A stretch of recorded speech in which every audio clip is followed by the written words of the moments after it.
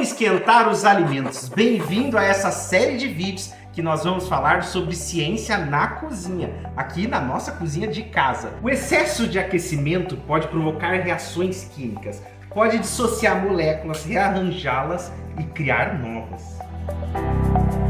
Os alimentos, eles são misturas químicas e as qualidades que nós buscamos modificar pelo cozimento são manifestações das propriedades químicas dessas misturas.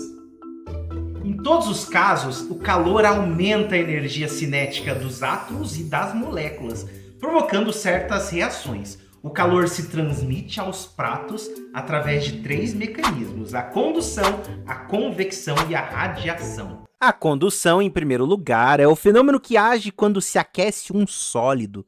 Uma colher de metal, deixada num líquido em ebulição, queima nossos dedos. Quando você utiliza um forno, por exemplo, está utilizando o processo de condução de calor. Você coloca um peru no forno, o calor sai da parte externa e vai entrando dentro do peru, nesse processo que é chamado de condução. Condução acontece em objetos que são sólidos. O calor é a agitação das moléculas.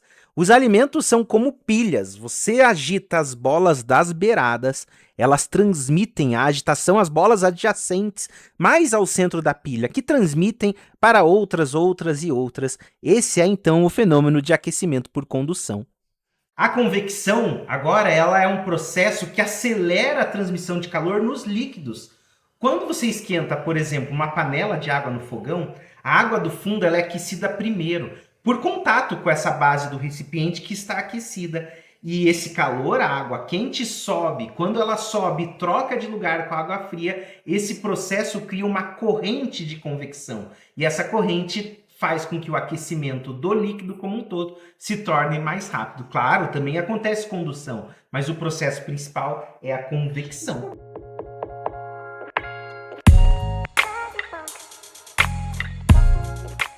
A convecção foi descoberta pelo Conde Rumford, um aventureiro que se casou com a viúva de Lavoisier e que, entre muitos outros estudos científicos, tinha se perguntado por que seu molho de maçãs permanecia quente muito tempo depois que sua sopa tinha esfriado. A explicação é que a convecção é tanto mais ativa quanto menos viscoso for o meio. Em um meio viscoso, o líquido circula dificilmente.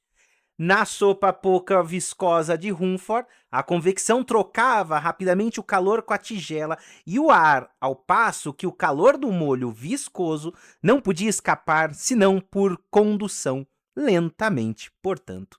O molho ficava quente por mais tempo que a sopa. O terceiro modo é o aquecimento por radiação. Nosso principal exemplo é o micro-ondas, que fornece ondas eletromagnéticas que aquecem o alimento por uma espécie de vibração. Você sabe como isso aqui funciona? Micro-ondas são ondas de radiação eletromagnéticas. Parece com as ondas de rádio, mas tem um comprimento de onda mais curta, então os seus fótons têm uma energia maior.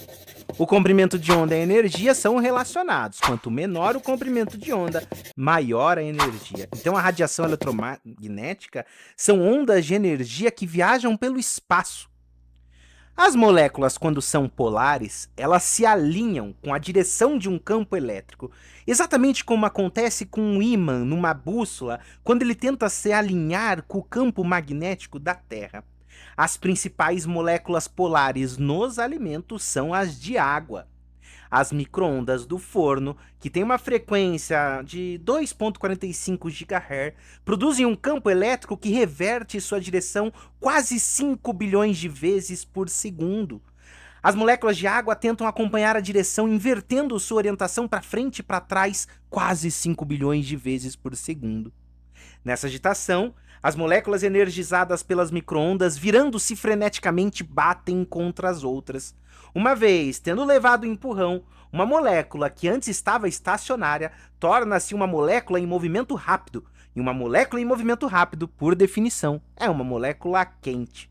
É assim que a virada das moléculas, induzida pelas micro-ondas, é transformada em calor espalhado. Agora que você chegou até aqui, responda para mim, o que é mais fácil você derreter no micro-ondas? Será que é o gelo ou os alimentos? Será que tem uma explicação química para isso? Fica aí de curiosidade para o nosso próximo vídeo.